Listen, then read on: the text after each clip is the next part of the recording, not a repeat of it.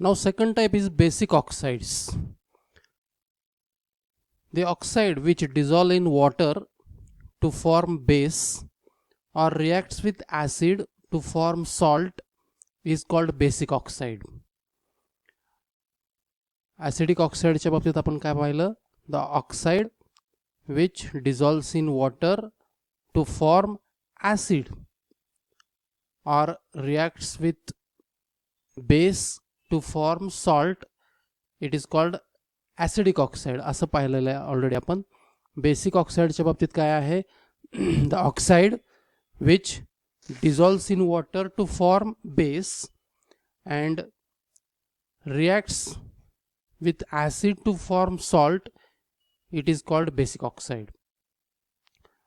Generally oxides of metals are basic. Most active metal म्हणजे कोणते कोणते? सोडियम, कॅल्शियम, बेरियम म्हणजे अल्कली मेटल आणि अल्कलाइन अर्थ मेटल यांचे जे ऑक्साइड्स आहेत हे कसे आहेत? बेसिक ऑक्साइड्स आहेत. कारण बेसिक ऑक्साइड म्हणजे सोडियम ऑक्साइड असेल, कॅल्शियम ऑक्साइड असेल, बेरियम ऑक्साइड असेल, हे वॉटरमध्ये जर डिझॉल्व्ह केलं, ॲड केलं तर ते सोल्युशन काय होतं? बेसिक होतं. म्हणून त्यांना काय म्हणतात? Basic oxide. For example Na2O, that is sodium oxide, calcium oxide and barium oxide. आता याच्यामध्ये सोडियम, कॅल्शियम आणि बेरियम हे कसे आहेत? मेटल्स आहेत आणि त्यांचे ऑक्साइड हे कसे असतात? Basic oxides. Example, calcium oxide when dissolved in water, there is a formation of calcium hydroxide which is basic. So this calcium oxide when dissolved in water we get base. Similarly, barium oxide which is basic, when it reacts with acid and there is a formation of salt, that is barium chloride. So calcium oxide and barium oxide, these are the basic oxides. Why? Because they react with water and form the basic solution, and they react with acid and there is a formation of salt. Now third type is amphoteric oxides. The oxide which react with acid as well as base and form salt, it is called as amphoteric oxide. आता acidic ऑक्साइडच्या बाबतीत आपण पाहिलं, acidic oxide reacts with base and there is a formation of salt. Basic ऑक्साइडच्या बाबतीत पाहिलं, basic oxide react with acid and there is a formation of salt. There are certain oxides which react with acid as well as base and there is a formation of salt. Such oxides are called as amphoteric oxides. For example, alumina, Al2O3. So alumina, that is Al2O3, when mixed with base, that is NaOH, aqueous solution of NaOH, then we get a salt. This is actually coordination compound. This is sodium hexahydroxy aluminate. Actually, when it is added in water, this Na plus ions gets dissociated and we get this complex ion which is negative ion. So basically this is a salt. It provides Na plus and AlOH6 minus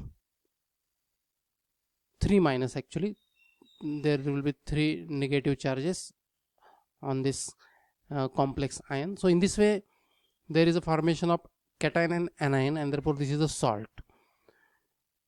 So acidic oxide, that is alumina, react with base and there is a formation of salt.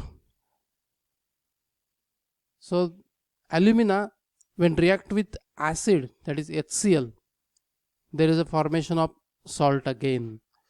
So there is a formation of hexaco aluminum chloride, and in water it exists in the form of complex cation, that is hexaco aluminum 3 plus and Cl minus. So basically this is a salt. After dissociation in water, there is a formation of complex ion. This is complex ion, that is cation, and this is the anion. Now here important thing is, alumina when react with base, it forms the salt. In this reaction it act as a acid. Why acid? Because it react with base.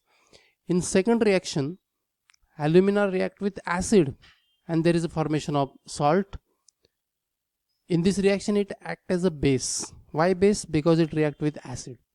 So in this way, alumina, that is Al2O3, it is acidic as well as basic, because it reacts with base as well as acid and forms the salt, and therefore this is the amphoteric oxide. Similarly, silica is also amphoteric oxide, SiO2. And fourth type is neutral oxides. So neutral oxides, these are neither acidic nor basic, and therefore they are called as neutral oxides. For example, carbon monoxide, nitric oxide, nitrous oxide, N2O. So these are the examples of neutral oxides. They are neither acidic nor basic. Now next important compound of oxygen, that is ozone. It is allotrope of oxygen. So ozone form in upper layer of atmosphere by absorbing necessary amount of energy from the UV radiation, which is coming from the sun. So basically it forms in upper atmosphere by absorbing necessary amount of energy from the UV light. And this is the reaction, how there is a formation of ozone. So first of all, oxygen, it is dissociated. In between two oxygen atoms there is a covalent bond. When oxygen molecule absorb UV light is a high energetic light. When it absorb light, there is a breaking of covalent bond between two oxygen atoms and we get two nascent oxygens. म्हणजे दोन ऑक्सिजनच्या मध्ये काय असतो, कोव्हलंट bond असतो आणि UV light ची energy जास्त असते, हाय एनर्जेटिक रेडिएशन आहे, तर त्याच्यातली एनर्जी ॲब्झॉर्ब करतं आणि दोन ऑक्सिजन मधला बॉन्ड काय होतो, ब्रेक होतो आणि नेसंट ऑक्सिजन फॉर्म होतो. ही पहिली स्टेप आहे. In second step, the molecular oxygen, that is O2, combines with nascent oxygen, which is highly reactive, and there is a formation of ozone. So during this reaction, actually there is a absorption of UV light in upper atmosphere, and because of this absorption of UV light, ozone protects the life on earth from this harmful radiation. So UV light, it is a harmful radiation responsible for several diseases. One of the diseases, the skin cancer. So UV light, it is harmful, and ozone protects the life by absorbing this harmful UV radiation. And now how it protects? This is the reaction. It absorbs the UV light. Or for the preparation of ozone, there is a requirement of UV light. Now laboratory preparation of ozone. So ozone is prepared in laboratory just from oxygen. So through the oxygen gas, when electric discharge is passed, electric discharge means high energy. So at higher temperature, oxygen is converted into ozone. So 3 molecules of oxygen gives 2 molecules of ozone. This is endothermic process. Energy is required for this. Energy is required because in first step there is a breaking of covalent bond and it needs energy, and therefore this is endothermic process. There is a requirement of 142 kilojoule energy per mole. So directly oxygen is converted into ozone by passing electric discharge. The apparatus, it is called as ozonizer. Now what are the physical properties of ozone?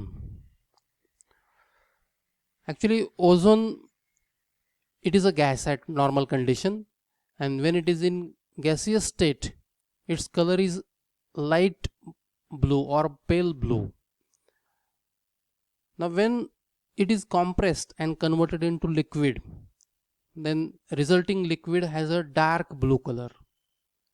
And again when it is cooled, liquid is cooled and high pressure is applied, then that liquid gets converted into solid ozone. So solid ozone has a violet black color. म्हणजे ozone गॅसचा colour कोणता आहे? Light blue.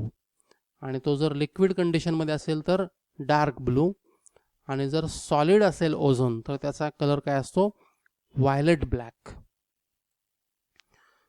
It has a characteristic smell. Remember, oxygen has no any particular odor or smell, but ozone has a characteristic smell,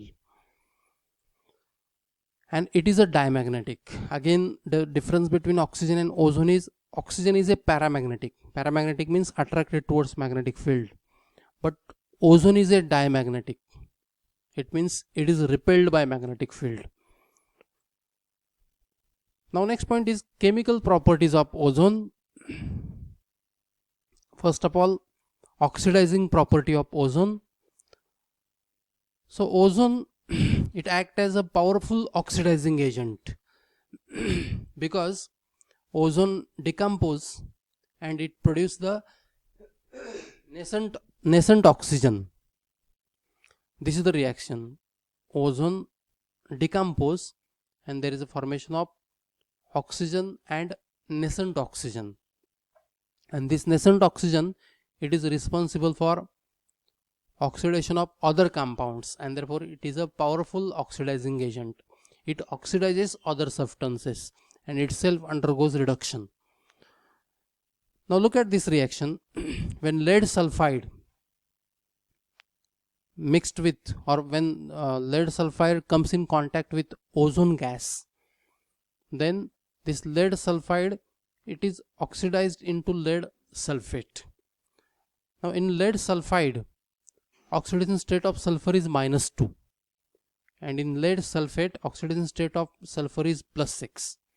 So there is an oxidation of sulfur from -2 to +6. So there is an oxidation of sulfur, and therefore ozone oxidizes sulfur from -2 to +6. One of the definition of oxidation is increase in oxidation state. So here for sulfur, oxidation state increases from -2 to +6. Another example, potassium iodide, aqueous solution of potassium iodide. Through this solution, when ozone gas is passed, then there is a oxidation of iodide, that is I- into iodine gas. So potassium iodide, aqueous solution of potassium iodide, through this solution when ozone is passed, we get KOH plus I2 plus O2. This ozone is converted into O2, itself undergoes reduction. At the same time, iodide, oxidation state of iodine, here it is -1, gets converted into iodine, that is I2. Here oxidation state is 0. So there is a change in oxidation state of iodine from -1 to 0. So there is an increase in oxidation number, and therefore there is a oxidation of iodine. Hence here ozone acts as a oxidizing agent. And the last reaction which shows oxidizing property of ozone, that is nitric oxide gas. When mixed with ozone, there is a formation of nitrogen dioxide plus oxygen. So here oxidation state of nitrogen is +2 because oxygen is -2. So nitrogen here it is +2, and in nitrogen dioxide oxidation state is +4. So there is an increase in oxidation number, and therefore nitric oxide, it is oxidized into nitrogen dioxide, and therefore ozone act as a oxidizing agent. And actually this reaction, it is responsible for ozone depletion or thinning of ozone layer in upper atmosphere.